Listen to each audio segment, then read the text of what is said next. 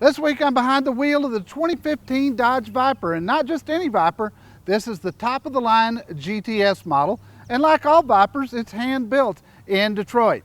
You won't believe the 640 horse V10 engine under the hood. I'll show you that and everything else next on the Car Pro Test Drive.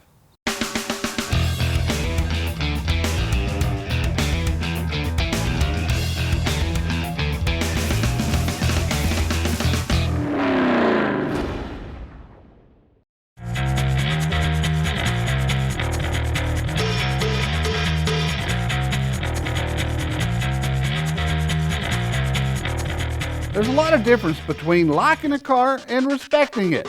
This is the case with the 2015 Dodge Viper GTS. I'll tell you my dislikes a little later, but let's talk about all the great things about this car first. And you just have to start under this extremely long hood, because that's where you'll find an 8.4 liter V10 that's putting out 640 horses without the benefit of a turbo or supercharger. It's mated to a 6-speed manual transmission. Although the speedometer goes up to 220 miles per hour, top speed is electronically controlled to 206 miles per hour.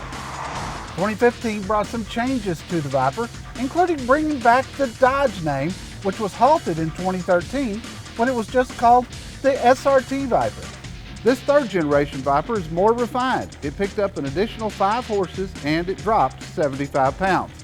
Also new for 2015 is a 2-mode adjustable suspension, an upgraded stereo, and as you would guess, a car this fast needs some great brakes, and this one has 4-wheel Brembo disc brakes. My review vehicle is the GTS model, the top of the line, and it comes well equipped with keyless entry, rear camera, navigation system, leather seats, and an SRT steering wheel with controls.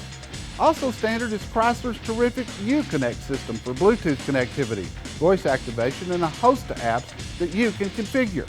It will even turn the inside of the car into a Wi-Fi hotspot if you want to surf the web, when you're not driving, of course. On the 8.4-inch color screen, you can get real-time traffic, weather, sports scores, fuel prices, and you can even access the SRT performance pages and get all sorts of data like 0 to 60 times.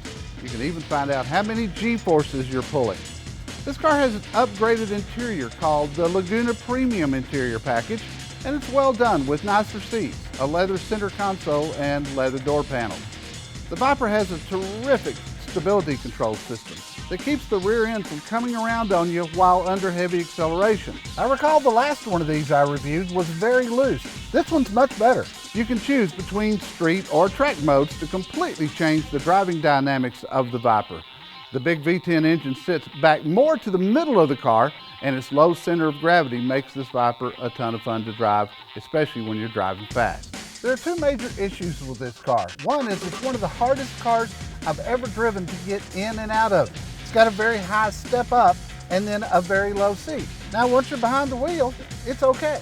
Issue number 2 is the price. My review car has a sticker price of $122,000. I cannot help but compare that to the new 2015 Corvette Z06 that has more horsepower and a base price of $79,000. I love the looks of this Viper. The side exhaust is terrific and the wheels are spectacular. As I said when I started, I have the utmost respect for this Dodge Viper. Would I own one? No chance.